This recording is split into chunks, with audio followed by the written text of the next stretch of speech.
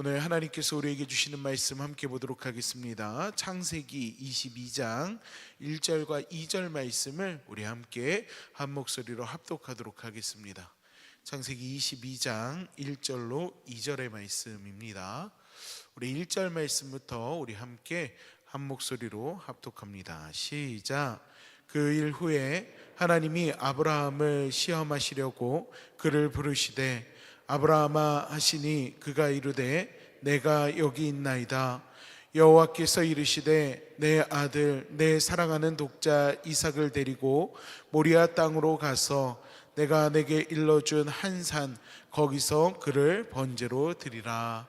아멘. 할렐루야. 오늘 이 새벽 이 기도의 자리, 예배의 자리에 나오신 우리 믿음의 성도님들, 주님께서 오늘 성도님의 삶 가운데 크고 놀라운 은혜를, 또 준비하고 예배하신 은혜를 더하여 주시기를 간절히 소망합니다. 우리 오늘 함께 말씀을 나누는 가운데 우리가 시험을 만났을 때 우리에게 있어서 무엇이 우선이 되고 또 무엇이 기준이 되어야 하는지 그 분별할 수 있는 그 분별의 능력이 말씀을 나누는 저와 여러분 가운데 함께하는 시간이 되기를 간절히 축원합니다. 아멘. 오늘 우리가 함께 읽은 이 창세기 22장의 말씀은요, 우리가 너무나도 잘 알고 있는 말씀입니다.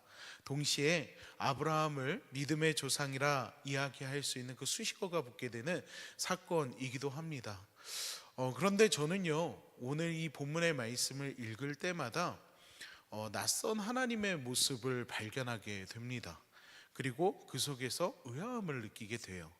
왜 하나님은 아브라함에게 이런 명령을 내리셨을까? 그리고 본문 속에 나타난 하나님의 모습을 어떻게 이해해야 할까라는 생각들이 계속해서 제 마음 가운데 있습니다. 이게요, 마치 마태복음에 보면은 수로보니게 여인에게 예수님께서 이렇게 얘기하시는 장면이 있어요. 자녀의 떡을 취하여 개들에게 던짐이 마땅치 아니하니라 라고 이야기하는, 예수님이 평소에 보여주셨던 또 말씀하셨던 것과 전혀 다른 모습으로 이야기하시고 또 보여주시는 모습이 있거든요. 그 예수님의 모습하고 오늘 본문의 모습하고 계속해서 연결이 돼서 예수님의 모습을 보는 듯한 그런 느낌이 들게 됩니다. 여러분 한번 생각해 보세요. 아브라함에게 있어서 이삭이 어떤 존재인지 하나님이 모르셨을까요? 아닙니다. 우리 이전에 함께 나눴던 말씀들을 한번 생각해 봤으면 좋겠어요. 아브라함의 이야기가 처음 시작하게 되는 창세기 12장에서 하나님이 아브라함에게 주셨던 약속 중에 하나가 뭡니까? 너로 큰 민족을 이루겠다라고 말씀하시는 것을 우리가 볼 수가 있어요. 근데요, 하나님이 하신 이 말씀을 아브라함이 어떻게 하느냐? 믿었다라고 분명하게 이야기합니다. 그러나 약속을 받고 난 이후에 이 아브라함의 삶 속에서 이 약속이 이루어지느냐? 오히려 약속이 지연되어지는 것 같은 상황들을 볼 수가 있어요. 아니, 어떻게 보면은요, 하나님께서 그 약속을 잊어버리신 것 같은 모습, 그런 느낌이 더 크게 와 닿습니다. 12장에서 너로 큰 민족을 이루겠다라고 이야기하신 이후에 15장에서 하나님께서 그 약속을 다시 한번 언급하시면서 하늘의 별과 같이 셀 수 없을 만큼의 자녀를 주시겠다라고 한 번 더 이야기하시거든요. 하지만 그 후에도요, 그 하나님의 약속이 이루어지지 않습니다. 결국 16장에 보면 아브라함이 기다리다가 지쳐서 어떻게 합니까? 사라의 여종이었던 하갈을 통해서 이스마엘을 낳게 되는 것을 볼 수가 있죠. 이게요, 이스마엘을 낳았을 때가 하나님께서 창세기 12장에서 처음 약속하시고 무려 10년이라는 시간이 지난 시점입니다. 하지만 이거는 하나님의 약속이 이루어졌다라고 이야기하기 힘든 게 인간적인 대안의 결과인 거죠. 우리 지난주에 함께 나눴던 말씀처럼 결국엔 인간적인 대안이지 않았습니까? 그리고 이 이후에 보면은요, 아브라함은 하나님의 약속이 이루어질 것을 포기하는 것처럼 보여집니다. 창세기 18장에 넘어오면은요, 하나님께서 다시 아브라함에게 아들을 낳을 것을 이야기하는데요, 아브라함이 하나님의 그 말씀에 뭐라고 대답하느냐? 이스마엘이나 잘 크기를 원한다고 대답을 해요. 사라 역시 그 이야기를 듣고서 어떻게 합니까? 내가 어찌 아들을 낳으리요? 라고 이야기하면서 하나님의 말씀을 비웃는 모습을 보이기도 합니다. 하지만 하나님은 불가능이 없으신 분이시죠. 하나님께서는 그 약속대로 이삭을 주십니다. 그 이삭을 주신 게 창세기 12장에서 처음 약속하시고 무려 25년이라는 시간이 지난 후에야 하나님께서 자녀를 주셨습니다.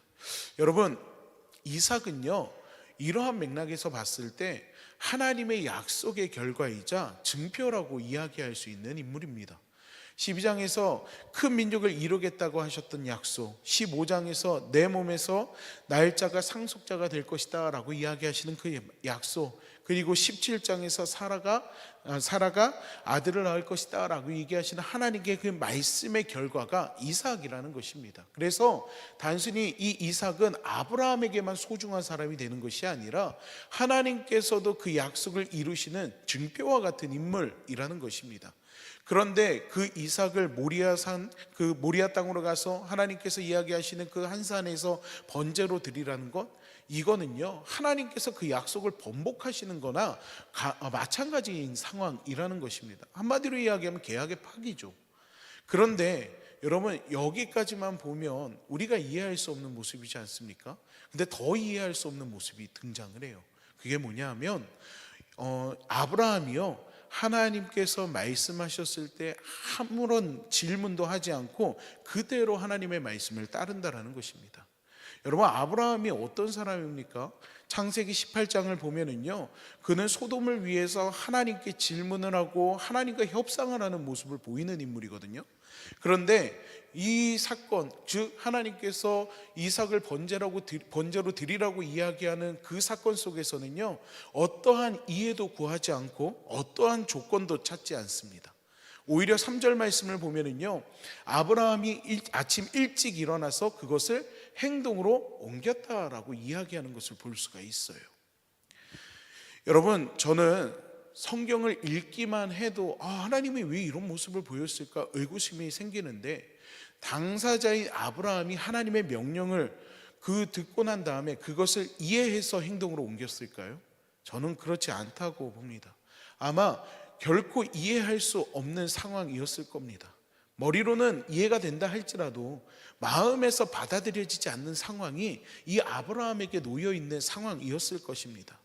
그러나 이 아브라함은요, 그러한 상황 가운데에서도 하나님의 뜻을 이해했기 때문에 순종한 것이 아니라 하나님을 신뢰했기 때문에 그 하나님의 말씀에 순종하는 모습을 보이고 있다라는 것입니다. 사랑하는 믿음의 성도 여러분, 믿음은요, 모든 질문에 답을 가진 상태에서 그것을 따르는 것이 믿음이라고 이야기하지 않습니다. 믿음은요, 답이 없어도 하나님을 신뢰하는 선택임을 우리는 반드시 기억해야 될 줄로 믿습니다. 그리고 아브라함이 가지고 있는 이 믿음의 모습을 우리도 늘 기억했으면 좋겠습니다. 그럼 성경 속에서 나타나는 아브라함의 믿음은 어떤 모습이냐? 모리아의 그 한 산으로 향하는 그 상황 가운데에서 이삭이요, 아버지 아브라함에게 묻습니다. 내 아버지요, 불과 나무는 있거니와 번제할 어린 양은 어디에 있나이까? 라고 질문하는 장면을 볼 수가 있어요. 근데 이삭의 이 질문은 어떻게 보면 아브라함의 믿음을 정면으로 시험하는 질문입니다. 만약에 여러분이 아브라함이라면 지금 내 아들을 하나님 앞에 번제로 드리기 위해서 데리고 가는 그 상황 속에서 아들이 물어봤어요. 여러분은 거기에서 뭐라고 대답하시겠습니까? 아브라함은요, 이렇게 대답합니다. 내 아들아, 번제할 어린 양은 하나님이 자기를 위하여 친히 준비하시리라 라고 말씀하는 것을 볼 수가 있습니다. 여러분, 이 대답은요, 우리가 이 아브라함의 대답을 볼 때 그 상황을 모면하기 위한 대답으로 생각하기 쉽습니다. 그런데요, 이 상황은요, 이 아브라함의 대답은요, 상황을 모면하기 위한 말이 아닙니다. 실제로 이 아브라함의 고백대로 하나님께서 그 번제물을 준비해 놓기도 하셨거니와, 히브리서를 보면은 이 당시 아브라함의 믿음을요, 이렇게 이야기합니다. 히브리서 11장 19절을 보면은요, 그가 하나님이 능히 이삭을 죽은 자 가운데서 다시 살리실 줄로 생각한지라 라고 기록하고 있어요. 즉 아브라함은요, 어떻게 될지는 모르지만 하나님이 반드시 자신의 약속을 책임지실 것이다라는 그 믿음을 붙들고 있었다라는 것입니다. 우리 이전에 함께 나눴죠. 여러분, 믿음은요, 결과를 아는 것이 아닙니다. 믿음은 그 결과까지도 하나님께 맡기는 것이라고 말씀을 드렸었어요. 여러분, 우리는 이것을 뭐라고 이야기한다고요? 저를 한번 따라해 보시겠습니까? 순종. 하나님께 모든 결과를 맡기는 것, 이것이 바로 순종입니다.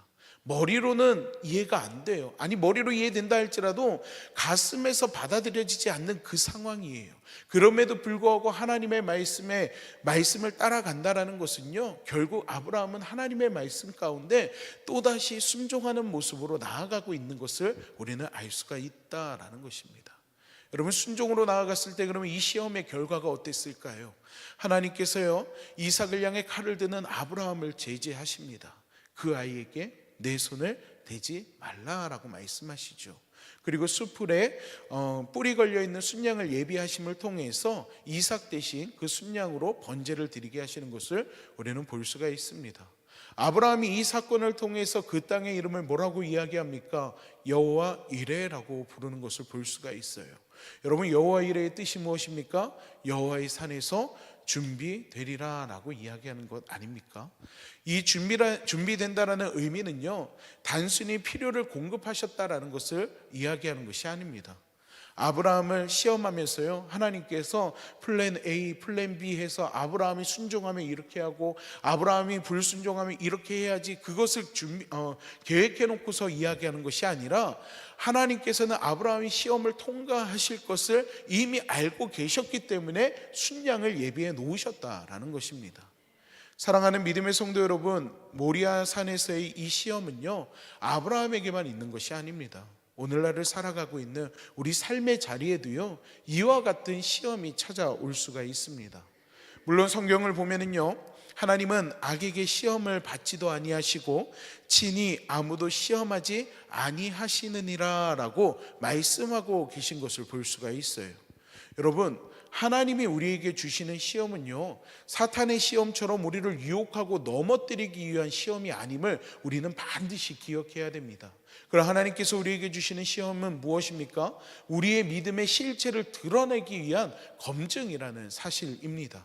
우리가 얼마나 그리고 어디까지 하나님을 신뢰하는지를 드러내게 하시고, 이를 통해서 우리를 정죄하는 것이 아니라 우리의 신앙을 성장시키기 위함이라는 것입니다. 오늘 함께 나누는 아브라함의 이야기를 통해서 우리도 우리 스스로에게 이렇게 질문해 보았으면 좋겠습니다. 나는 하나님이 주신 것보다 하나님을 더 신뢰하는 삶을 살아가고 있는지, 약속의 결과보다 하나님을 더 붙들고 있는지, 그리고 눈에 보이는 환경보다 그 뒤에서 역사하시고 인도하시는 하나님을 바라보고 있는지 한번 생각해 보았으면 좋겠습니다. 여러분, 믿음 생활할 때 가장 어려운 순간은요, 내게 아무것도 없는 순간이 아닙니다. 하나님이 주신 것이 너무 많아서 그것이 하나님을 가릴 때입니다. 아브라함의 시험이 오늘 여러분의 신앙을 돌아볼 수 있는 계기가 되고, 아브라함과 같이 하나님을 우선되는 삶을, 그리고 하나님을 선택하고 신뢰하는 삶을 살아갈 수 있는 저와 여러분이 되기를 간절히 소망합니다.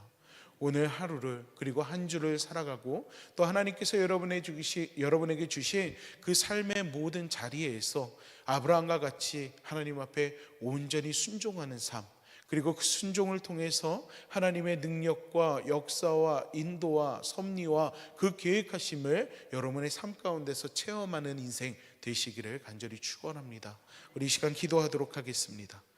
거룩하신 하나님은 지금 이 시간에도 우리 가운데 선하신 뜻과 계획하심을 가지고 계시고, 또 우리의 인생 가운데 그 모든 필요를 준비해 놓으시는 분이신 줄로 믿습니다. 하나님, 우리에게 아브라함과 같은 믿음을 더하여 주시옵소서.